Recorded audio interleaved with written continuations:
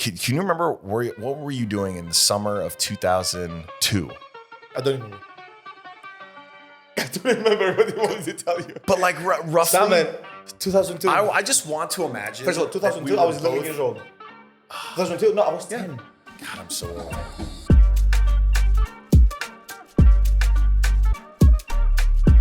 Hey, welcome to another episode of Thanalysis podcast on the road. As you can see here, we have instead of the Cream City brick, we have I don't know what this is called, but it's black. Brick. And today with me, I have a special guest, and we only have special guests here in the Thanalysis podcast. But you know, I got to give him our basketball intro.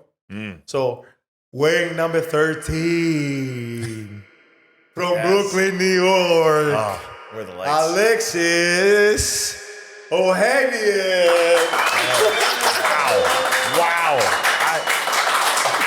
I didn't know. I've been waiting my entire life for that intro. That is phenomenal. Wow. Thank you. And by the way, we're in Greece right now. So Yes. Athens edition. Athens edition This is great.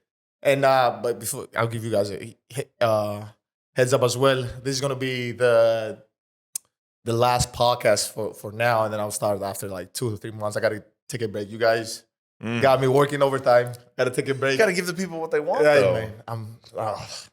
I can't. I got and a way to kind of going through free agency and everything like smoothly. So I gotta take care of business. All right. But again, it's all about our guest. Please. I want my audience. I want our fans. I want people to get to know you for you and the way I know you. You know, I know Alexis Ohanian for a person who has fights to make the world better, a better place. So that's what I know you for. And then obviously, entrepreneur, investor, the next generation mogul, every other thing that comes with it.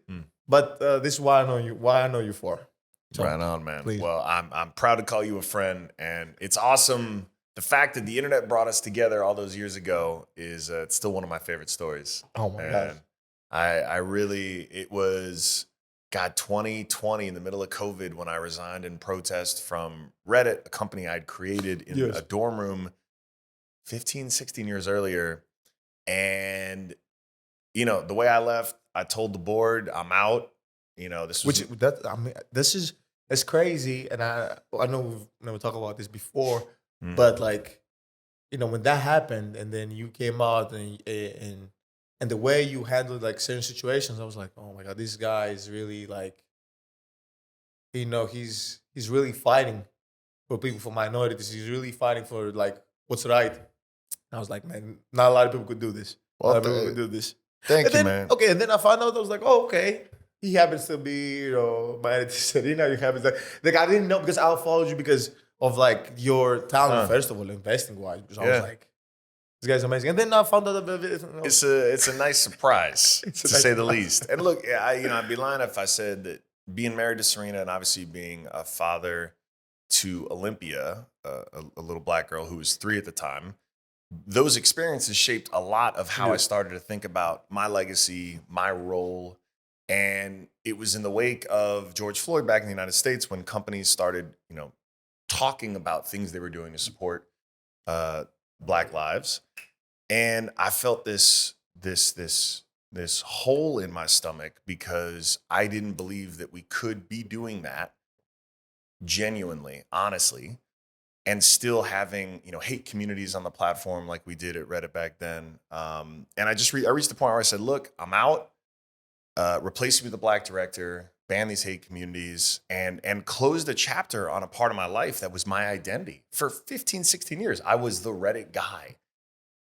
And then you're doing it in COVID, and you're not seeing, I'm seeing my wife, I'm seeing my daughter, I'm talking to my childhood friends on, Discord and on the phone, but I'm not seeing many people, right? And so months went by where frankly, I wasn't even sure if it had mattered, if it had made an impact. It was great. They honored my request. They banned thousands of hate communities after I left. They put in the first policy against hate, and they replaced me with a black director. And so they did the things I asked for, but I still didn't know if I made the right choice. Because if you read the comments on the internet, there were plenty of people who really did not think much of what I did, including on Reddit, unfortunately. And so seeing your message was eye-opening for me, man. It really meant the world to me because I felt it pierced through this little bubble of COVID. And I was like, yo, there's another human out here who I respect. And obviously the Bucks took some really important stands during this period as well.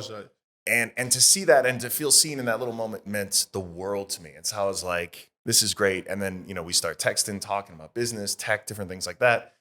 And it's just been awesome getting to know you and the rest of the family. We have these responsibilities that we try to balance when we want to be the best in our career, as well as the best for our kids. And it's not easy, but not easy at all. It's so, I think what y'all's family represents with the CAF Foundation and everything else, it's so aligned with my mindset, my worldview.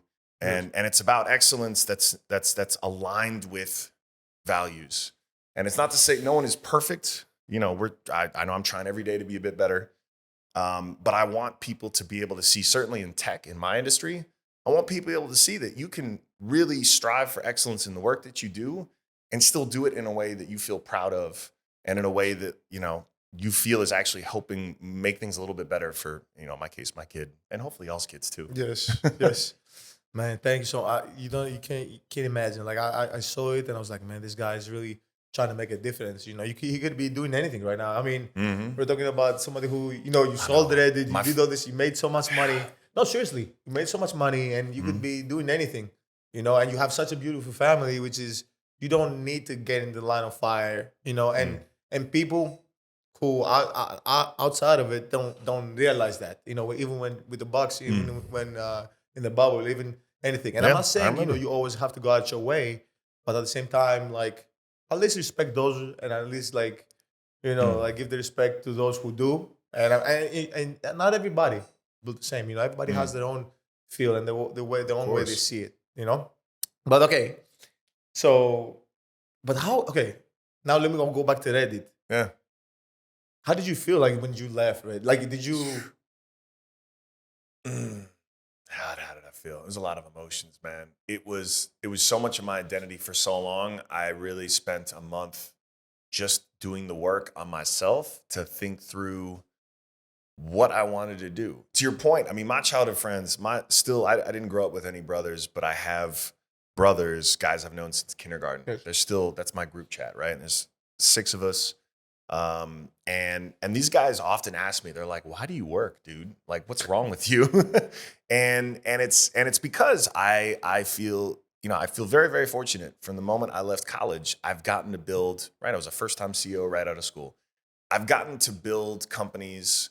I've gotten to do genuinely work that I love with people almost always that I loved and do things that were pretty impactful. And so I thought, God, I can't give this up. I can't squander this. I know the jobs my parents worked to put me in the position to be able to do this. So I'm going to do this all day, forever, as much as I can. But for that first month, there was this void because I was like, well, who am I? What do I want to be doing? Where do I want to spend my time? And I don't know. I'd been investing. I'd started a venture fund, been pretty successful with it. But I even looked at that and I said, this is not me doing it at my best the way that I want to do it. So I split that firm and I started 776 and I said, I'm going to start a new type of venture firm. I'm going to be a product builder. I'm going to build software, but I'm also going to do this job of investing. And everything we're going to do different. We're going to ask ourselves why when it comes to the way things are normally done to make sure we're getting to the right answer, to the smart answer. When it's the way that we hire, the way that we run our process, all the little things. And I mean, I don't want to get into the minutia of investing, but the exciting. We are going to. Are we? No, get there. No. And for me, obviously, I need to. First of all, apart from that, I'm nosy and I want to know. Good, but like, you don't understand how. Like, think about this. Like, your parents came to the U.S. Like it's like the same thing. Like, everybody's trying for a better life, and then you're one of those people who quietly, nobody knows, but you're living the dream. You're doing this, and you're doing it in such a high aspect of life. Yeah. So we want to know. Of course, I want to know. I mean, dude, obviously not to go overboard, but of course I want to know. Well, I'll tell you. And one of the interesting things has been y'all represent. I mean, I'm wearing your family brand right now, right? So y'all represent I think, a really new wave of athlete. And I it's funny. Serena represents something obviously very, very special, but from an era pre-social media. Y'all, the Antetokounmpo brothers, y'all are right on the cusp of social media, where you're not like digital native in the sense of like a 21-year-old is today, right? But y'all lean in so well to telling your own stories. Obviously, everyone loves the random, the random 5 a.m. Giannis videos. You're running a pod. Yeah, the 5 a.m. I don't think people realize it, but it's just time difference. It's not really 5 a.m. It's actually Greek time. That's Okay, why. but it just feels very organic. It feels authentic. It feels real. And what the shift that is happening now is more and more athletes are realizing, like y'all realize, like you have distribution, you can create high quality content, you can go directly to your fans, and the value that you carry. I mean, you saw it. Messi is the best example of it. The Messi effect, right? He moved from PSG, one of the biggest clubs in the world, to one of the worst teams in the MLS in Miami. And you watch the follower counts, like literally millions of fans unfollowed PSG and followed this no-name club. Millions of fans bought jerseys for that new club. Like, that's the power of the individual. Whether we're talking about Mr. Beast, who's one of the biggest YouTubers in the Western world, or we're talking about individual athletes as sort of creators, the momentum has now really shifted. And I think about this too in my practice as a professional sports team owner. The most important story a team can tell is actually now about their players, because the players, let's be honest, y'all are the reason people get in the seats. Y'all are the reason people, scream and cry and feel so emotional. It's not the logo, right? It's the players. And finally now in this new era, we're going to see a generation of athletes who they think this way because they know their job is bigger than just the sport and they know how much power they have. And so they're not just thinking about working their asses off to become pros and become the best. They're also thinking about building the media empire. They're thinking about doing the brand deals in much smarter ways. They're thinking about doing investing while they're still playing, while they're still active, because they're building something much bigger. And it's been wild to see this shift happen. And then especially to have a front row seat as, Serena has leaned into a ton of that as well. And to the extent that I can be helpful, I probably give more unsolicited advice than I should. But as a husband, I like saying things without maybe her asking me to say them. But it's been wild to see, and I think y'all are such a great example of that. And that shift is never going back. It's in this era, everyone needs to realize. And then you start laying in things like fantasy sports, sports betting, free agency, all these things, and social media mean fans are just going to care so much more about the individuals than the overall teams. And that dynamic is very, very good for the athletes, which is good. It's what it should be. Yeah, thank you. I think you have a way of simplifying stuff, which is great. Like people, like a lot of people, the best trades makes things sound simple and just. Dude, one of my favorite things to call founders out on when they pitch is if they're using a ton of jargon and if they're trying to use words that I don't understand. I'll be the first one to say, I don't know what that word means. Yeah. And 90% of the time, if someone is giving you a pitch or some information and it's full of jargon, it's probably because it's bullshit. Like one of the or at least maybe not necessarily bullshit, but they're probably not going to be, effective as founders, because the best founders I know, the best CEOs I know, can explain things in simple enough terms that anyone can understand. And chances are, the more you start muddying things up, the more you start using the jargon, all this other stuff, you're probably into the more bullshit territory. And so it's something I look for. It's something I look for in great founders. And unfortunately, plenty of entrepreneurs, when they start out, they think they need to talk this way. But the reality is, some of the best thinkers I know in business use the plainest language to talk about stuff. And it's something I strive for, because that's, at the end of the day, if you're trying to build something that's going to be so universal, it's going to be a multi-billion-dollar business one day, you got to explain it in a way that anyone can understand, whether it's a customer or a potential employee or an investor. So okay. So also, wait, am I getting a candy box? Yes, you are. Am I? Okay, because I'm getting really jealous of these taste testing videos. And I'm sitting here like, so we have candy Saturday. Serena and I are very strict on the sweets. But when the weekend shows up, then we get to go ham, and Olympia knows, okay, it's candy day. So we have a special drawer just for it. Yeah, no, trust me, you're getting a candy box. Okay. Everybody's getting which is insane because like, You get a box. You get a box. You get a box. No, you don't get one. Sorry. You get a box. Yeah. But you're getting one for sure. All right, And, good. I gotta I'm signing up. Let's go. hold on, let me put this on my notes too. Put this on my notes. Yeah. Okay, so what's your next Reddit? I really believe I'm building it. I think so. Is it Reddit? Is it something else? Like, talk to me about it. What is it? So, I get to do this great job now where I've made some money. I get to invest that money along with institutional money in what I think can be the next, multi-billion-dollar business. And I've been doing this for a little while. But starting 776, which, fun fact, 776 BCE, the name of it is because that was the year of the first ancient Olympic Games.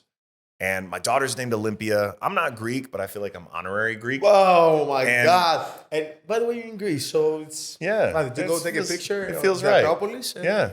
Dude, I've been, this is like my 8th or 9th. If you count last weekend, if you count your birthday party last weekend, this is my 9th trip to Athens. I've spent a lot of time in Greece. First, actually, actually, can we go here? Hold on. So my first trip, I'll explain the 776 thing. So, that was the year of the first ancient Olympic Games. The reason I wanted to name the firm 776 was one, because I have a daughter named Olympia and I wanted to name the company after Olympia. And my wife said, if we have another kid, very smart, the kid is going to be jealous. So don't name it after Olympia. And I was like, okay, let me think of other things related to it. I was like, that's smart. But then 776 was great because there's this story. I don't know if you know this story. This is a true story. First ancient Olympics, there is a guy who's like a cook who hears about the Olympics happening. This is 776 BCE. Mm. And he's just down the road in another village close to Olympia. And he hears about it and he's like, oh yeah, I'm gonna go. Shows up and he actually lines up for the very first event, which was a foot race. And he lines up and he wins. And it's this amazing story, right? The first ever ancient Olympic Games, this random cook like gets off his shift, lines up and wins. And it's this amazing, the reason we love sport, the reason we love the Olympics, right? It's humans being their very best on like a level playing field, and you get to see real greatness, right? That's why we love sport. The reason I love this story, though, is because that cook was not the best athlete that day. The reason is the ancient Greeks only invited people from the known world. So there were millions of people outside of Greece that they didn't even know existed, that they never invited to those Olympics. And so there's a great lesson there, right? As much as we celebrate that story, the ancient Greeks were still missing out on greatness. And in fact, I'll go a step further. Women were not even allowed to watch the Olympics back then, let alone participate. So there were great women that weren't even invited because they weren't even thinking of them as athletes. So I wanted to create a venture firm. If I looked back at my career and I said, wow, like the companies I've built, the companies I've invested in from the very start, it feels like I'm celebrating that cook because I'm proud. But I know there was more greatness that I didn't know about, that I wasn't plugged into, that I could have invested in or I could have started. So let's keep that top of mind. Let's build a venture firm with this idea of seeking greatness everywhere as broadly as possible in order to find it and celebrate it and support it. And I plugged into this so early on, and it's been this amazing momentum. And now 3 years into building this firm, I actually brought the whole team here. So there's only a dozen of us, but we're here we're all remote first. We came here to Athens, came here to Greece. And it's motivating as hell for me, man. It makes me feel like this is going to be my life's work. I definitely feel at home, man. I do. I love coming here. I do. And I just feel, I feel the universe pushing me in this direction now. And the software that I'm building to support 776, which is our whole operating system, all this stuff, this is going to be my magnum opus. This is going to be my life's work. This is the best thing. And it's all about simply providing dollars and then support to the best entrepreneurs that I can. And it's as simple as that, man. I want to push it so much further forward. Yes. So okay, now that you say about this, there's a lot of things going out right now about like AI, right? Oh yes. And again, no, it's true. Like I've listened to a lot of things, and just everybody has their own opinion. I've seen like people starting stuff quick. It's moving really fast. Yeah. But people haven't noticed this, because everybody lives in their own bubble. It's like the phones, like the internet before. Like now it's moving like rapidly. Yes. Right now. What's your opinion? What's your take on this? Where do you see this going? or not going? I don't know. It's big. It is very, very big. Okay. We're using it. I mean, we started messing around with it probably a year ago, and it was DALL-E, which was the art. It was a project of OpenAI where you could, with some text, generate an image. Now Midjourney is actually much better. This is where in the group chat I was dropping in those random AI generated pictures. Midjourney? That was Midjourney. I was like, Who? That was Midjourney. I was just, I did a whole series with Serena, imagining her playing different sports. So fast. Yes, I mean, it's literally a text prompt, and you learn. It's kind of like programming, except you're using English instead of code. Okay. And you learn how to do these prompts, and so the visual stuff is fun because you can see very quickly, like, oh, that's dope. Like, how did you? It feels like magic.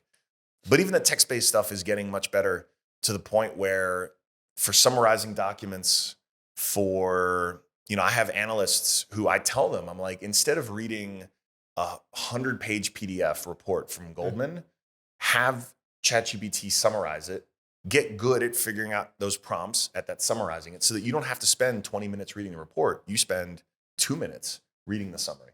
And it's these little things right now that are working today to make our lives more efficient. But over time, those tools are going to get better and better. And actually, I don't think will take that long. And for 10 years, I've been investing in what we call narrow AI.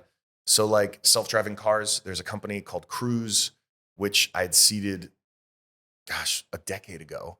In their first round of investment. But now with 776 though, you said with 776? We're doing AI investments. We actually have, there's a company called DeepTune, which does AI generated dubbing. So right now, a YouTuber, some content creator. You're joking. I'm not. I never joke. I joke a lot. Okay. But these are near real time dubs of our voices speaking other languages with near perfect intonation and sound. And so, the problem with dubbing historically is if you wanted it to sound great, you needed humans, and that takes time and money, and it's a lot of effort.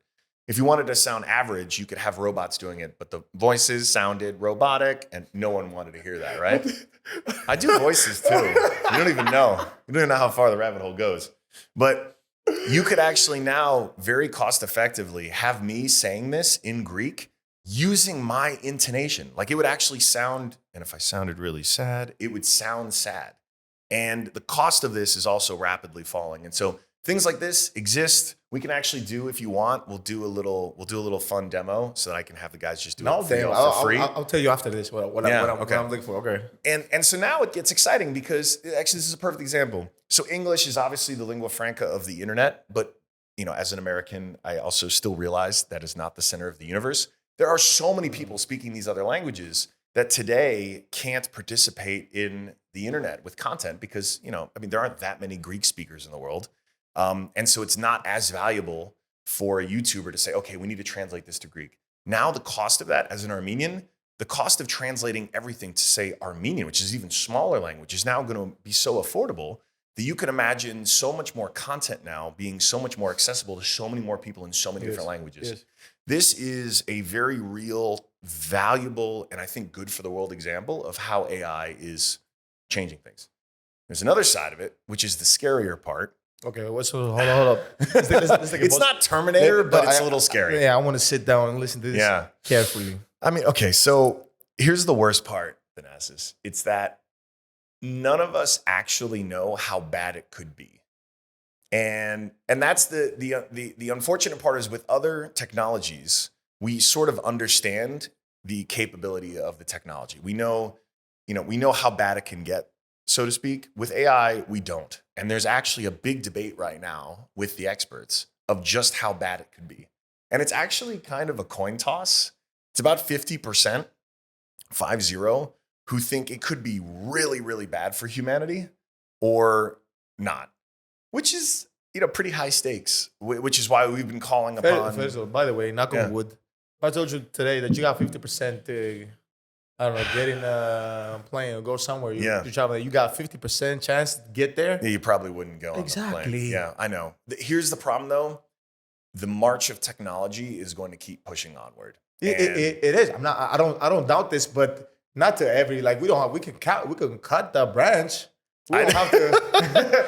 Dude. of the tree. I mean, we don't have to. We can. Okay, so we can, right? We could say, all right, Europe, actually, to Europe's credit, I think Europe is going to be they're the most privacy centered, which I actually think, speaking as an American, I actually think is a good thing that Europe's more privacy centered. I think that's a good anchor for the free world. Yes. A country like China, less privacy centered. America, way more, let's just see what happens with the free market. All these different regions are going to take different approaches to AI. But I don't think anyone will stop completely.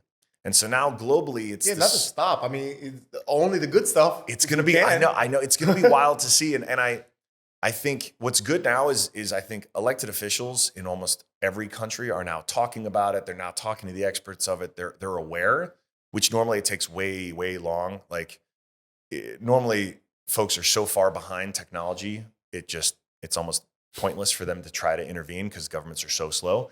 This is one area where I hope we take the right course because, again, I gave you the dubbing example, which is it's a solved technology. It's already working. It's going to be very good for humanity. There's very little downside to it.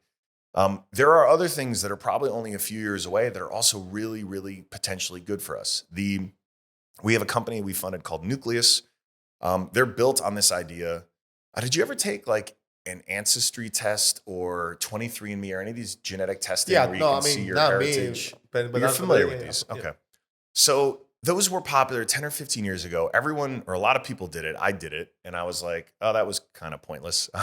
You get your results and it's like useless because the cost of sequencing the entire human genome was very expensive, very hard. So they only did a little bit of it, which is why they told you like, oh, your family's half from Armenia, half from your blah. Not that interesting. Now, the cost of sequencing the entire human genome for any one of us is like a few $100s. And because that cost is now nearly nothing, that's essentially now code, that we have a ton of code now. And it's very hard for humans to figure out where the patterns are alone. Now that we have this new emerging technology with AI, we have a much smarter interface to be able to look at this code and tell us patterns. So the hope is in the next decade, because the cost of producing the code of our DNA has gotten much cheaper, and then the ability to, find patterns and read it has gotten way easier because of AI. We could start learning so much more about, genetic disorders. Right now we know a couple of genes that are connected to breast cancer. In the next decade, we could actually really, really clearly know, no, these are the things that are going to predict not just breast cancer, but so many other cancers, so many other diseases, and then potentially create therapies for them much sooner. Like this could save a lot of lives, dramatically improve quality of life for so many people. Like there's tremendous good that can come from it. And, there's a responsibility for us as technologists to keep pushing the things that are going to be good for humanity and then try to, curb the things that could be bad. But I'm an optimist. And I can give you one reason to be extra excited as obviously a fan of sports and an athlete. There's like a kind of dystopian view of this where we imagine right now our feeds are so addictive, right? I get caught up in this stuff, right? I'm just swiping. I'm just like, oh, this is great content. This is great. Okay. Part of that is because of very basic AI. The ability to get us exactly the content we want anytime we want it is going to get so much better. It's going to know, at this time of day, you want to have a laugh, or at this time of day, you want to be reminded of your wife, or this time of day, like the personalization of even just social media of content is going to get really, really good. You'll be able to watch, Iron Man and see yourself as Iron Man, right? Or have a different ending. I mean, some of these are kind of dumb ideas, but like it's not. It's for a fan as a it's right. Be. So imagine content. The bottom line is content will be so personalized to you, and so the good news is you're always going to get what you want when you want it. You're going to get Thanalysis exactly at midnight when you love watching it while you're up in bed and you're like, I can't wait to see the new Thanalysis. It's going to be so personalized. The downside of that is we are going as humans to always get sort of exactly what we want. Imagine if you had your favorite meal every day, all the time. Eventually, it's not your favorite. So it's not going to be my favorite anymore. So, but my hunch is it'll be smarter than that because it's going to know, well, okay, if you don't want that, it'll give you something else. But we will be bored. You're right. There is one form of entertainment where AI will not have control, and that is sports. AI only enhances, I think the pendulum swings over here where everything exactly the way we want it. And it's going to actually make us want sport even more because we can't control it. Because it's human. Yes, it's the most human. Again, we're going to be sitting here with our feed, seeing everything exactly the way we want to. Everyone's going to have a filter. Everything's going to be so artificial that we're going to actually look to sport as therapy it's going to give us a sense of feeling alive. Yes. And I actually think in the next 10 years, sports becomes even more valuable because it's going to give us that feeling of like, I'm alive. This makes me feel good and real or bad. And it's okay that it makes me feel bad because then I'm going to feel better when I feel good again. So I'm incredibly bullish on the future of sport because I think AI is going to have such a dramatic impact on every other form of like content that we consume. And there's good sides to it and there's bad, like everything. But I do think the future is bright in sports. Okay, so let me ask you. Now that you said sports, and obviously I know you are invest like as well as us. You invested in sports ownership. Yes. Look at this. Look at that good looking merch there. Nice polo you got there. LA Golf Club. LA Golf Club. Wait a minute. Do you have some news to announce? No. First of all, I want to congratulate you. Oh, thank you. It's amazing, man. First of all, I don't know how to play golf. You know this. I don't either. Olympia, my daughter, my 6-year-old's better at golf than me. I can look like it, but I don't know how to play. Yeah. How come just golf? You just like, you know what? I like golf. Like, let's do this. Or I'll tell you. So, I've had some success with this women's football club in LA, Angel City FC. Mm-hmm. And that was 4 years ago where I was like, I think women's soccer is going to pop off. Funded this team, yada, yada, yada.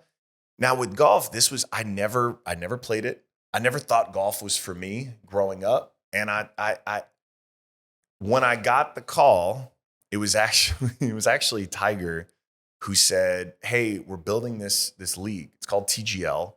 It's team golf. The players are mic'd up. It's really built for prime time. And it's not mic'd like up. I like that. It's this team element where they never get to play on a team. They actually love this feeling because they never get to feel like they're either going to let someone down or really pump up a teammate. And now that and when they get to feel it, it's like a drug, right? These solo athletes, they're not used to being team players. Yes. And then you have this element where it's like the average sports fan, let's say, doesn't have 6 hours to watch golf on Saturday and a Sunday and Friday. So they said, look, 2-hour format, best golfers in the world, 3-on-3, going at it, prime time, and this format, mic'd up, talking, like it felt very like rebellious, right? And so I'm just like, Tiger, tell me where to sign up. I'm excited, right? This starts now gaining more and more momentum. You got Full Swing popping off, that reality show or docuseries on Netflix starts getting more and more popular. And I realized, and of course, and I mentioned it to Serena, and Serena's like, I played golf for a little bit when I was younger. I was like, seriously? Like, y'all just did everything, huh? And she was like, yeah, we're doing a little golf too. It helped. And Olympia was getting into it because we spent a lot of our time in Florida and there's a ton of golf courses. So Olympia's getting into it. So I'm like, okay, cool. I'm gonna start really leaning in and learning. And then when it came time, when they opened up the franchises, we put a pitch together and said, I want the LA franchise. And, thankfully, I don't even knock on wood. I mean, we won it, but grateful. And so we have this LA Golf Club, which is the LA franchise as part of Tiger's Team Golf League. And we're starting in, February, we're going to start playing. And it's going to be a format that my hope is, and here's the big reason why it appealed to me. So I feel very strongly I've never, don't get me wrong, one day it'd be nice to buy into an existing sports franchise, but to start one, the thing that I look for is this energy where you think it is one thing, but it's actually something else. And so with women's soccer or women's football, I knew the average American sports fan had no concept of American football or soccer greatness that was a man, because we've never been great at soccer. But the average American sports fan knew the American women were really, really great. And I could work with that because maybe they didn't hear of them, maybe they didn't follow them, but they just knew, like, yeah, American women are way better than the American men. Great, I can take that energy of you don't realize just how big of a deal this is and pull into that. And with golf, I thought, okay, so here's a sport. The average fan is like in their 60s.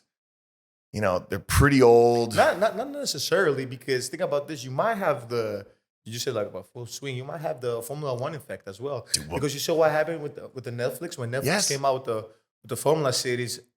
everything Dude, went everybody away. got into it. My friends who they don't even like cars were like, "Did you watch it?" Dude. And then I'm watching in Formula One now. I'm watching. I was like, oh, "Okay."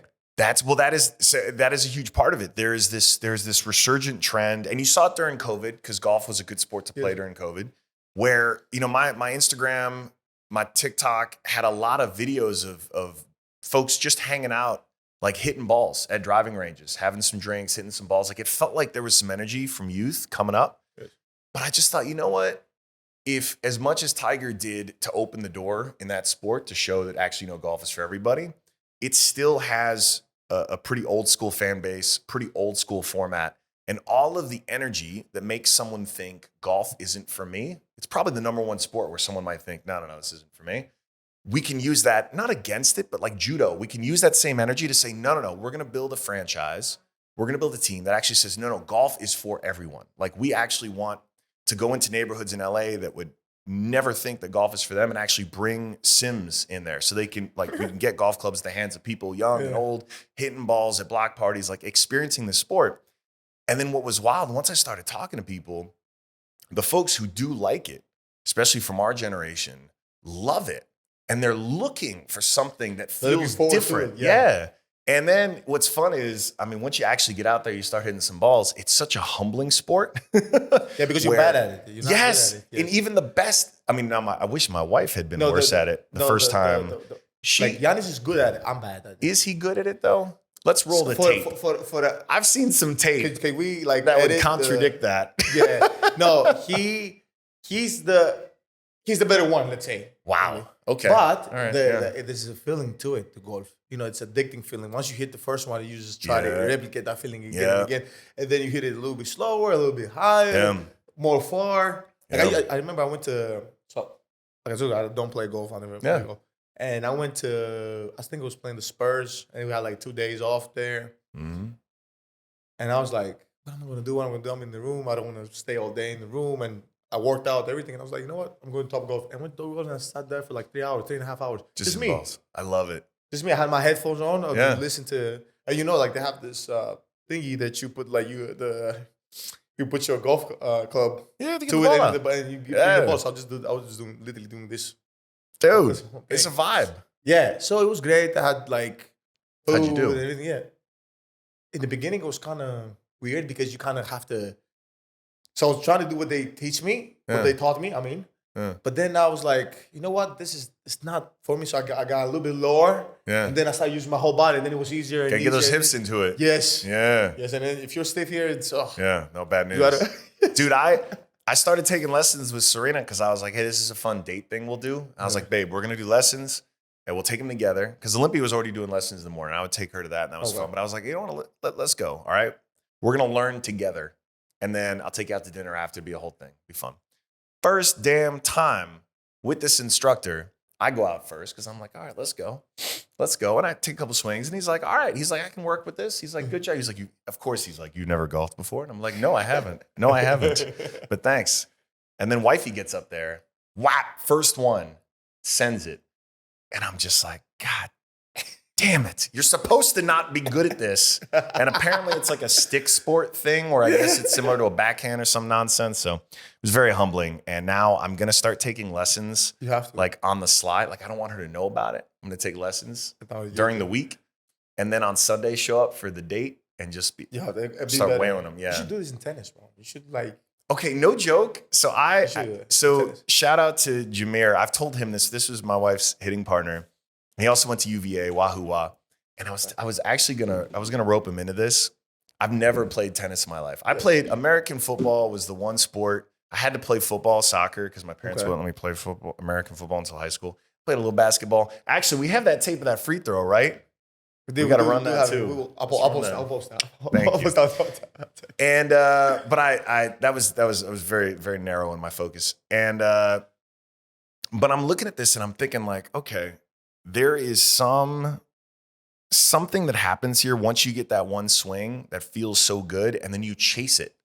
And what's wild is I talk to so many high performers, athletes, business people, actors, entertainers, doesn't matter. If you are wired, if you're kind of broken in the same way, once you get a taste for it, there's literally nothing else like it. It's not like there's no other physical activity, no other sport mechanic that feels the same way as hitting that great swing and that sound and that feeling, that addiction. And then you see people spend the rest of their lives doing it, decades doing it. Hey, sorry to interrupt. Thanasis Antetokounmpo here, and you can stay up to date with all your Antetokounbros shop needs by following us at Antetokounbros.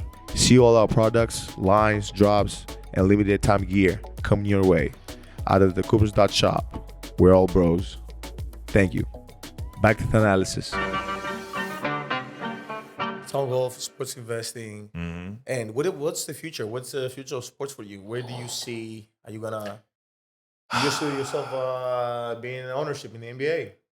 Yeah, I mean, look, I would love, the entry price. It requires at least an IPO from Reddit. So maybe if that happens, we could think about it. But but not necessarily, not on your own. I'm saying in general partnership. Or are you that you? Come on, man. I can't. Big dog's gotta. I mean, I can't just be a small little, piece of it. So you want to? Okay. Yeah, okay.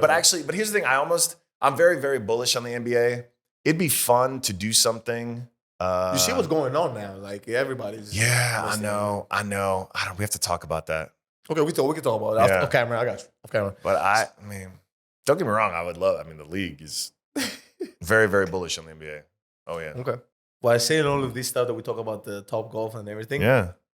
I want to say there's a reason I'm wearing this shirt, by the way, because we're involved as well. Yes. And first of all, I can't wait to go on and hit a club and hit like. Dude, it's just be ready because we got a competitive family, and I was leading this investment, but I also obviously had to make it a family thing. So brought my wife Serena in, brought my sister Venus. Yes. Olympia, it's a whole family affair. And so when we started talking and having the whole Antetokounmpo family in here, it just got exciting. You know, exciting. Have you seen me? You've seen me play. Like I get yes. hyped. Like yeah, believe me, I need you in that owner's box. I got you. Talking trash to Tiger and whoever else. I am because this is the way I'm wired. Yes, dude. Look, that was the hardest part for me being on those. I guess it's sidelines in the owner's box during those tennis matches. Is because tennis is the one sport where it was really like rude, I guess, to talk when everyone's supposed to be quiet. Growing up, I played only sports where you're allowed to cheer whenever the hell you want. Yes. It's very uncomfortable to not be able to get in there. So I'll be right there, John with Tiger, right with you. So wait, yes. So is everything set up? Is how do I invite my fans? How do I tell people like, hey guys, come watch? Yes. Where do we go? So okay, what's our arena? So we have the first arena is being built literally right now in Palm Beach, Florida.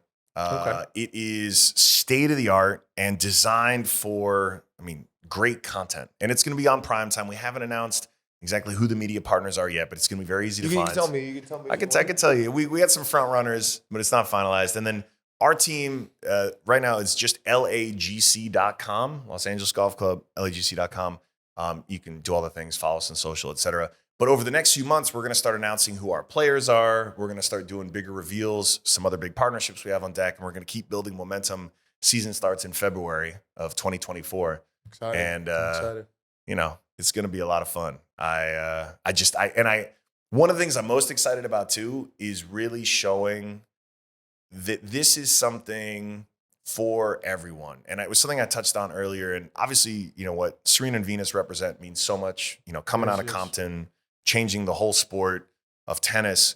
And I realize y'all are not from LA, but what your family represents is so in line with the values of what we're building with this team. And obviously, golf is such a global international sport. Like there's just so much alignment. And I just want to see y'all showing up in, we'll have our golf threads. We'll show up for a friendly little competition, maybe bring the kids too, hitting some balls and really show like it's crazy to me that this sport feels as, what's the word? Like insular as it does to so many people, because I see firsthand just how different it can be, just how inclusive it can be. And the more we can tell those stories, the better, because it means someone else is going to be like, maybe I'll play. So what is our initials? What is our initials? So LA? LAGC right now. LAGC. We might end up going. People really like the branding. That was like our placeholder branding. LAGC. But LAGC for now. Okay, so We'll see. LAGC, thank you so much. And thank you and Alex Of course. for letting us join the family. Excited. I'm excited. I really am. And plus, you guys are gonna laugh so much with us swinging. You'll see. It's gonna be good. You guys are gonna enjoy it. We'll have literally the best golfers in the world though on our team, and the worst at the same time. The goodness is we don't actually have to show up on Monday and hit the ball in. So we'll let the pros Okay, let the pros. That's some good. We're gonna have some good free lessons. No, that's good because from the squad. No, that would be probably for me. I'd probably want to watch do a study. Now Yeah. I have a section. I'll do this always in my podcast, and now Yes. which is called it's called this one today. It's called Amazing Facts. I want to see if you Great. know this. You're an amazing person. You know like a lot of stuff. So I want to see kind of All right. what you know. Okay. All right. I have like this right now. So okay. All right. I'm ready. I'm competitive. Did I you want to get them know- all. Okay. Did you know in like 1936, Uh-huh. like that the Russians created like a computer that run on water? Really? Yes. I did not know that. 1936. Wow. Runs on water? Yes.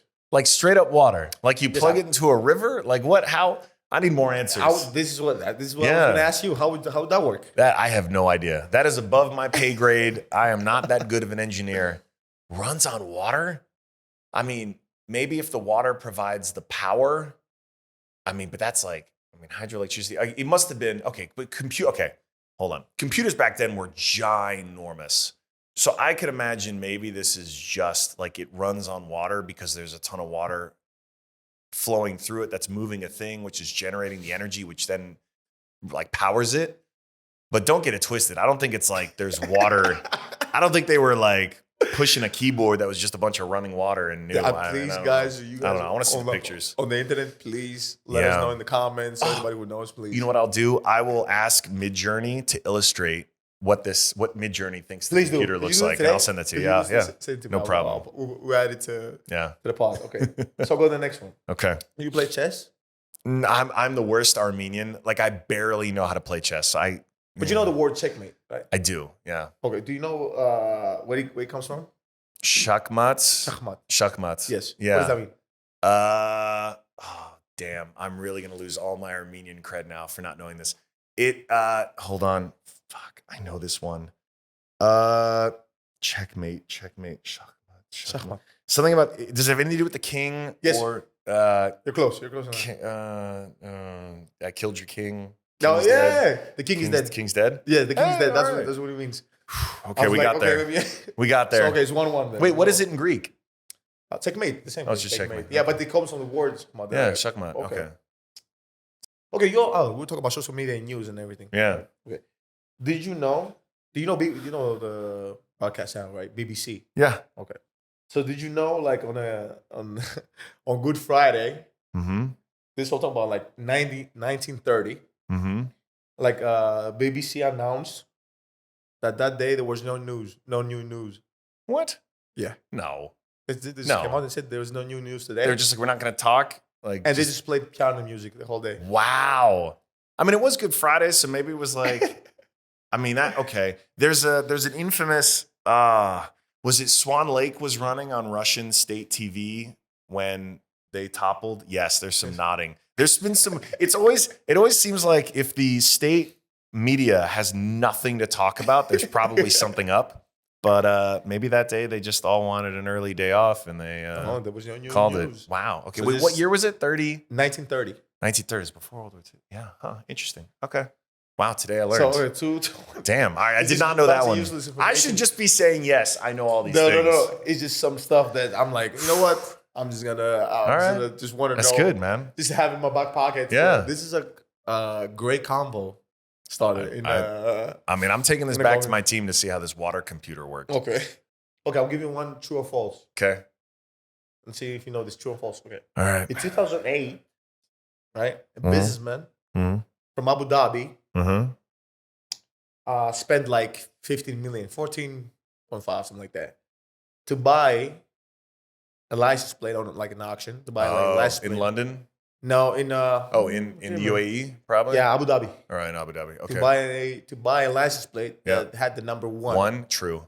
Is it true, huh? I think it's true. You're right. It's weird. I didn't even know that market existed. I'm into the collectibles. We talk a lot about trading cards, all this stuff. That's why I had the fact. I wanted to see if you knew it. Because I didn't know the exact auction, but I knew how valuable like bespoke license plates were in a couple of places. I think Hong Kong is one of them. I guessed UAE. I know England.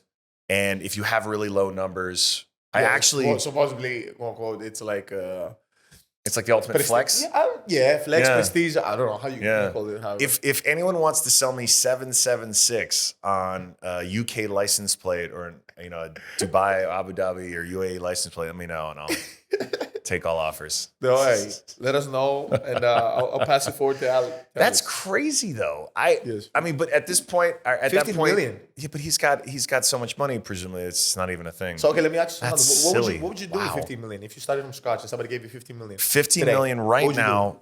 Do I have my network? Do I have my brain? Yes. Okay, so I'm me as exactly as I am today. But you have zero. I own nothing now. You own nothing. And you have actually forget about the 15 million. Okay. It's you have your network. Yeah. You have $0 in your pocket. Okay. You have 5 minutes to tell me how to make money. Yeah. Or okay, but I still have my experience and skills. Okay. Well, I would start a company for sure. how? How do you start a company? Well, I can write code and I can Okay. build a version 1 of a website. Okay. I could still get enough traction. If you're gonna let me have my network still, then I could find people to build. See, the problem, the only problem with your exercise is I still have the relationships to be able to fundraise the dollars for the business. Now, okay, if I didn't, if I was a kid coming out of school, I'm really making it hard on me now. Look, this is gonna feel like a cop-out answer, but I would ideally find the thing that I really loved doing that was also valuable to other people.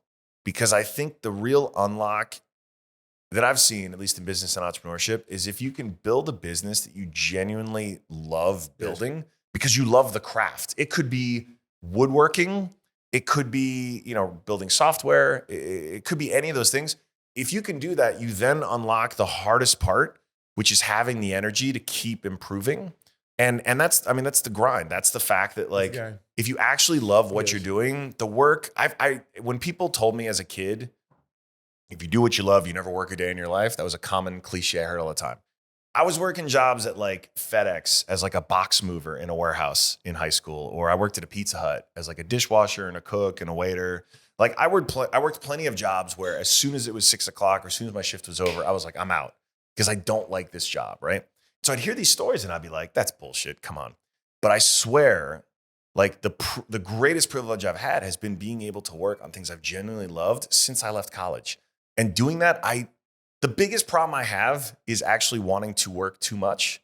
And if you ask my wife and my daughter, like that is the thing that I have to wrestle with, is figuring out I could work all the time because it gives me so much joy and I'm pretty good at it and I get compensated well for it. And so it's the dream. And so for aspiring entrepreneurs or just anyone who's at that point in their life where they're young, they're hungry, if you can find that secret magic spot where you're doing something you genuinely love and people want to pay you money for it, it is it's a path to really great stuff. And I like I said, I feel grateful for it to this day. And also, okay, the one thing I want to double check. All right, so we were talking about Athens. So my first trip here, I took that ancient Greek history class freshman year of college at UVA, and I loved the class. That's where I learned the story about the Olympics. And that summer, so 2001, I graduated. So summer of 2002, I was backpacking through Europe, and I spent a month in Greece. I started out in Corfu, and I ended in Athens. And I was backpacking, like staying in youth hostels, all this stuff. And there's just some...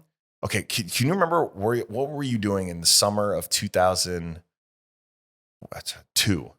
I don't remember. I don't remember what he wanted to tell you. But like roughly... Salmon, 2002. I just want to imagine... First of all, 2002, I was 11 years old. 2002? No, I was 10. God, I'm so old. I'm 19. Okay, but you're living in Athens. Yes, I was. Okay, because I was watching y'all's movie and I was like, damn, I was like, shit. Like, it would be so wild to me to think that we were in the same city. We was in the same city. I was like in Athens. Yeah. Of course. Okay. That was in the same city. Oh, man. Sure. By the way, going back to the story you said about the cook and it's Olivia. Yeah. It's good that you learned it from a book and stuff. Because if you asked anybody here, What would they tell you? they'd be like, "Oh, brother, what you're saying is a lie." What? I know personally. Oh. So this is how I Greek love work. that about the Greeks. This is how Greek work because we have people everywhere. So, but it's good that you say this. But the crazy part, I want to think like 2002. Yeah. Summer I was 2002. here. Yeah. I was here. Now, And you were balling at that point? no, 10 years old. No, I was probably working. I probably was So just hustling. just hustling somewhere Yeah. in the village or in like a fair. You know, Yes. we call it panigiri, but in a fair somewhere. Probably Yeah. my mom or somebody. Man.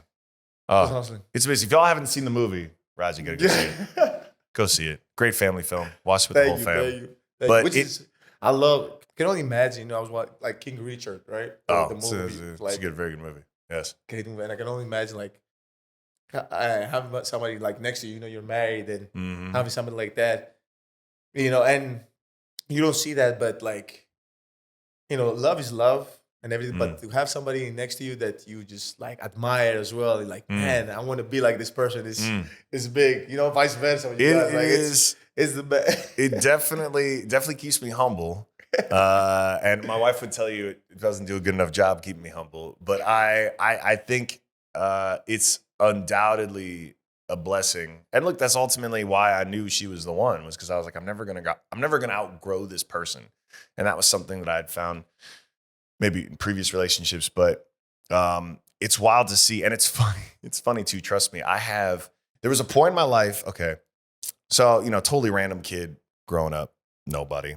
Then like starting Reddit, people started occasionally to be like, "Hey, Reddit dude," like very random. It was kind of like Fight Club. Oh, like the Reddit guy. It'd be very subtle. It'd be like once, literally, I was at a restaurant in New York. I'll never forget this lunch.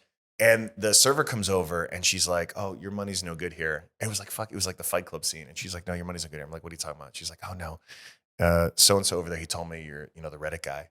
And the guy kind of comes over and he's like, "Hey man, don't worry. This, these tacos are on me."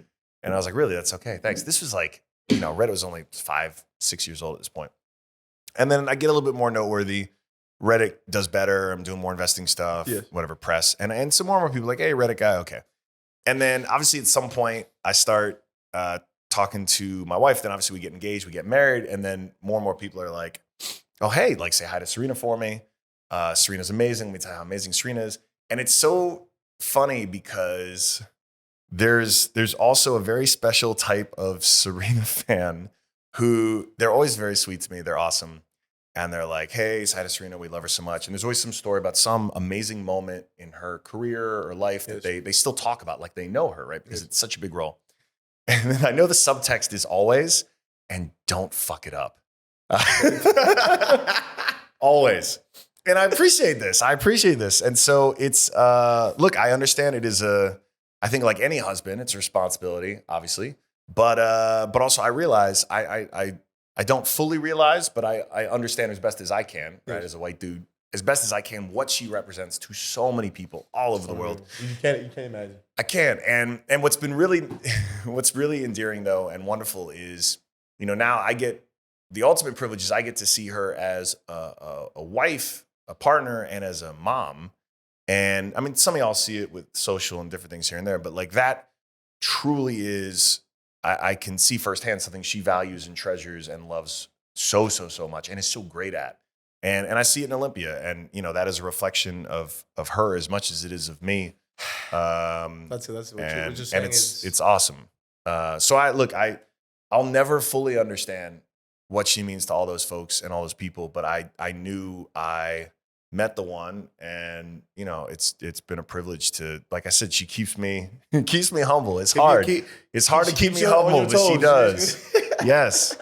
And it's great too, because one conversation I've never had to have in this relationship has been defending or justifying why I need to do something for my career. And I still, look, believe me, I still want to be a better partner. I want to be a better dad. You have to. This is and be the best at what I do. And she understands that better than anybody, that there's trade-offs, there's sacrifices, and it's been such a big unlock for me Because now I'm not burning energy having those conversations because like she knows, right? You Better have than to. anybody. You have to. This is, one of the things as well. Not just us, but in general, Mhm. people around you, your partners, and anybody Mm. is the fuel and the energy they give you to be able to No. every day. And at the same time, and the less that the one. Can you imagine if somebody anytime you went on a business trip or you're doing this, all these things like, Mm. oh, why? Where are you Yeah. going? Like it's No. it becomes so hard for you, which is it's understandable. Like you want to be best Sure. at everything, but you should strive to always be a better version of yourself. Every Even if day. when people are telling you like, "Oh my God, you're a great dad. Oh my God, you're such a No. great No. entrepreneur. You're such a great like husband." Like you should strive to be even better, Every even day. better, Every even day. better. And I can assure for those of y'all who follow these dudes, it's real. It's genuine. It's not just I know some of these people put this out on social, but it's real. But we And living in an era. Thank you so much for saying this. as it's well. real, man. People do it for the gram. Yeah, we live in an era that anybody can say anything. Yes. Anybody. Like I could literally be walking on the street and this guy can say, "Oh my God, look, Thanasis did this," and now it's gonna take and it's gonna take for me 2 months, 3 months till people say, "Oh no, he actually didn't," or he did this, which you just have to be okay with yourself and okay with who you are and be authentic. And again, don't let that drive you the other way. Like I can't let some bad news, somebody saying like, "Oh, look what they did," or this, drive me away from being me, from being nice, right. from being closed, and all of a sudden, don't say hi. Like, look how this happened, and now I can't even shake people's hands, or I want to stay home, or be. You just have to. It's very hard. That's the hardest part, I think. Yeah, and let me also give a shout out to because I've gotten the chance to meet your mom. I didn't get to meet your father, but my mom passed 2 years after I sold Reddit the first time. And when I think of the foundation that she gave me in terms of the confidence, in terms of the support, in terms of the love, sacrifices, all that, and my dad too, don't get me wrong, love you, Dad, you're awesome. But I think about the role that her passing played in my life because she got brain cancer. She was diagnosed while like 3 months into starting Reddit. And I'll never forget because I'm my first time CEO. I'm 21, 22. I feel like I'm untouchable. I'm invincible, starting a company. Okay. And I get that call and I'm like, fuck. And I will never forget. So I was up in Boston starting the company. She was down in Baltimore. And I flew down immediately. And I met her at the hospital. Her first words to me after being diagnosed with terminal brain cancer, right, were "I'm sorry," because she knew how much it was going to mean to me and did not want to be any kind of a burden on the company I was building and the career. And that is the human she was, right? And so I know that energy, right? Where it's just when you have that foundation, and she never let me feel any kind of way other than always supported throughout all of that I knew. I tell you, and I wrote it down back then, I knew after that hospital visit, I could not fail. So at that point now, I was a 22-year-old, 21, 22-year-old, who was building a company that was 3 months old. No one had ever heard of it. What the hell was Reddit? But I knew I could not fail. And so whenever shit got hard, I just realized, yo, you know what? Mom's handling this. It's way harder. Whatever I got today, whatever bullshit I got to deal with, it's fine. It's going to be okay. And that perspective was a superpower. And when she did, when I got to call her and tell her we sold the company the first time and she was so happy, it meant everything. That was the best phone call of my life. And I obviously wish she could have seen me get married and Olympia and all this other stuff. But to have that chance, man, was everything. And I think so much about the gifts that we get from our parents, if we're so lucky to have that. And it's especially to have it from both parents, it is such a superpower. And I'm so grateful for it. And It is. when y'all called me up about CAF, the amazing foundation y'all started in honor of Charles, your dad, I just realized I have to be a part of this. I was emceeing the event in New York, but I was like, I have to be a part of this because this, I see his legacy in y'all's work. I see that when you see that kind of energy and when you see that, you need to be around it. You need to support it because I think only more good comes from it. At the end of the day, if even one person hears that story and works a little bit better, a little harder to be a slightly better dad or a slightly better mom, like it's worth it. If you can help touch the lives of some kids who don't have that 100%. opportunity, it's worth it. It's worth it. Oh man, it's crazy. And you say Reddit, you've done like which we didn't say because we're not gonna sit here and like do a resume check from Y'all can Google me if you're wondering. Coinbase, Instacart, this, that. Like it's, I don't know. Can you make one for me? Can you make one? This is what we're doing with LAGC, man. We're LAGC. building this company together. Absolutely. Okay, so now Yeah. I have just went so it's a original place, but now and this is towards the end of the podcast because I'm not gonna keep here all day. Okay. But All right. fans need to hear this, so I'm gonna give you a couple of questions. I have them here. All right. And you tell me what you think. Mhm. So some of them is like a question, the other one is like this or that. Gotta pick. So let's go first. Oh, I with the love questions. it. Okay.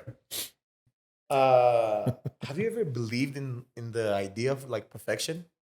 Wow. No, not human perfection. Okay. I feel like the Greeks had a thing about this, where even back in the day, nothing was allowed to be totally perfect because that was God. Like you couldn't you create, can't. Yes. right? Yes. So I Some feel like I don't believe in perfection, in mortal perfection. And it's a problem because my wife is a perfectionist, my daughter is a perfectionist. And so I'm the one who brings that, like, it's like, keep striving, but it's okay that you'll never achieve it. But just like, they get so hard on themselves. I mean, I don't need to tell you all that, but so yeah, I don't believe in mortal perfection. how do you? Okay, let me put another one. Mm-hmm. What's the most like useless talent that you have, but you don't use? Like, I was gonna say I do pretty good impressions. Hold on, you have give me an impression. here. Go. Hold on, wait. I need to drink some water. Hold on. So you have, but you do one or you do like multiple? I do a few, but I want Okay, to. so give me a top three. No, I can't do that many. Hold on. Okay, give me your best one. Give me your best one. Go. All right. Well, Thanasis, here. I'm going to be speaking at one of your events later today. I heard potentially Michelle and I might come down. Is that good? No? It takes me a second to get into it. It's like classic Obama? Yeah. Barack that's pretty Obama. good. Okay. I need the water to get into it. But is he Okay. doing the calf thing? Yes, we don't know. We don't know yet. Oh. But he was here. He's in Greece. Yeah. I think is he? Yeah, I heard the 23? rumors he's in Greece. Yeah. Because that was, yeah. No, last today. Have him come back. Come No, on, Barry. I got it. All right. Okay, so which one? Can Useless you do the robot impressions. again? Huh? Can you do the robot again? The rope. I mean, that's not even a. I Yeah, mean, but can you do just say this is robot voice. I mean, that's not No, a but- talent. no, I no, can do no. some better ones. Hold on. You clearly didn't like my Obama. I can I do. did. I can. Hold on. I don't Okay, know, let me you're move telling on. me. Let me move All on. right, Because all maybe you're having stage fright. What is this called? Stage fright? Yeah, stage fright. No, but I really. Hold on, I got you. All right. Hold on. So, oh no, this is the this or that. So Okay, we'll do this or that. Okay, go. Hero or a mentor? Oh, neither. Neither. I mean, okay. Well, this is loaded. I Would you never rather really be a hero. You'd rather be a Oh, mentor. to for somebody? me? For you, Or yes. would I? Oh, okay. So I have a whole thing on mentors. Okay. So I generally tell people not to have heroes. Sorry, y'all, if Thanasis is your hero. I tell people not to have heroes because, I mean, okay, that's not true. If you want to have a hero, have it be someone you actually know. Okay. Don't have heroes who you don't know, because the reality is you put someone on a pedestal that's just so unrealistic. Every mortal is flawed, and I actually think it's better to have heroes who you know. Like if your hero is your mom, your hero is your dad. Awesome, that's great, because you've seen them at their best. You've seen them at probably their worst. Like you know that they're human, Yes. so you're not idolizing something that is impossible. You're idolizing something that is special. So for me though, I don't think I should be anyone's hero if I take my own advice. Maybe my daughter's, but that's it. So I guess mentor. But I also tell people don't. So I say also don't come to me as a mentor. Oh, I If- remember you did have that because you were saying everybody has the different beginnings, and then now Yeah. like what applies for you now might not apply for. That's it. Yeah. And also, if even the time difference, like a high schooler today who wants to go play in the league, like coming to you would seem like, oh my God, Thanasis could be an amazing mentor. And I think you could, but the better person would be someone who's just a couple years ahead from where they are today, because your advice, thinking back to when you were in high school, is just different. And if Totally different. Yeah. and in technology, stuff moves so fast Yes. Like to get my advice from being a founder in 2005 as a CEO starting Reddit, like it's so very little of it is relevant to being a CEO starting out today. So I would say don't reach so far to seek out mentors when there's actually someone who's probably just a year or two ahead of you. Rather, if you have peers or folks who are just as hungry as you, who are roughly at the same space, and you can keep each other hungry and learn from each other and motivate one another, like I think that's actually more valuable than seeking out like, oh my God, I could have T as a mentor. Let me hit you with dying alone or watch a movie alone. Dying alone or watching a movie alone? Dying, like eating. Oh, eating. Not Oh dying man, I was like, alone, not well, because dying I alone. would Oh my definitely God. pick watching a movie alone Not dying compared to alone, dying not alone. Ooh. I like eating alone. I like it a lot. I think it's because I was an only child growing up, and I spent all that time when I was backpacking throughout Europe. I ate alone all the time. It was fine. I like it. I love being with other people, but I also love being by myself. Okay. Yeah. So dining alone. I'll see. Yeah. Okay. And if I can't watch, it doesn't feel productive enough. These days, my cheat, if I'm watching alone, is I'm just doing like cardio, because cardio is so stupid and boring that it's like, oh, if I got to be on the elliptical, if I got to be on the treadmill, I'll just put on some Netflix show or something. It's not really watching alone though. Just exercising with a distraction. So so I'm gonna hit you with a little bit of more. I'll try to be faster. No, you're good. You're good. So Instagram or Twitter? Twitter. Why? Because I consume. Okay, Instagram is candy, and Twitter. I mean, it's a little candy too, but it's a little bit more substance. Like I feel like I'm doing work when I'm on Twitter. If I'm on Instagram, I'm not doing any work. And so I need to anchor myself in being serious, right? You got to put the reps in. So that's a little bit more time on Twitter. Are you a morning person or like a night person? Dude, I was a night person. I thought I was a night person until I went to one of your parties. And then I realized last weekend, man, it was like 3:30. I was like, and I am gassed. And first of all, you know, like I've never had a birthday party in my life. I know. I thought it was so sweet that it's you the did first this, time and ever. it's not even technically your birthday. It's not even my birthday. It's in summer, but I did that. Like that's the only time I thought I could get everybody together. Yeah. But here in Greece, brother. Yeah, y'all go late. We go once a year. We never go out in general, but once a year. Yeah. You're gonna live it up. Also, you save it up for that. Yes, what else could you know? You have to save up one time. Now I know. So if you invite me again next year, then I'm going the distance. No, it's a thing now. Yeah. All right, I'm in. Now I'm gonna do it like a. It's so crazy that people were asking like, please, when are you gonna have another one? Yes. Okay. It's a great time, man. I never smashed a plate in my life. And I mean, we were wrecking plates. It was. But that's how we do it in Greece. Yeah, I know. The volume, the sheer. I mean, I'm talking thousands of these clay. It was a lot of fun. It's a good time. Okay, so. But yeah, normally morning person, by the way. Okay, morning person. I guess because I'm not a late night person, obviously. Yeah. Mac or PC? Mac. Come on. PC's only for gaming now. That's the only. I grew up only on PC, but Mac is just better. It's better. Yeah, okay. But. Give me one last one before you. Oh, text or call? If it's my wife or daughter, call. Everybody else text. Yeah, you can't. You gotta let go. Especially, you go on the road for a little bit. You gotta get that FaceTime in. Okay. Yeah. So, thank you so much. But now, like I always leave like the audience with like a little bit of like, is there any quote that you see that drives you like every day, or something that you think about every day? You like, this is what you live by. Yeah. The first one that comes to mind is, it's a little nerdy, but you remember video games when we were growing up? You used to have, like, if you go to the arcade, you used to have a limited number of lives, or even old school Nintendo. Like you had like three lives. 3 lives. Yeah. Yes. And maybe you could get a 1-up in the game, but once you were out of lives, or the game's over. Kids today, it's so much easier. They can auto-save, auto-load, all that. But this idea that I noticed whenever I was at lives remaining 0, I played the best because I knew there ain't no more lives left. And I was just a weird hipster, slightly goth kid, I guess. And so I put this on my wall when I was growing up because I wanted to remember this, as cheesy as it was.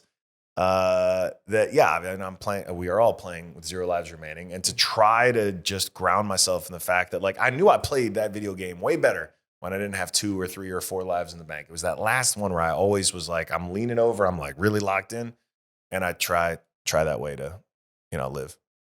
Not always. I'm not batting 1,000, just to be clear.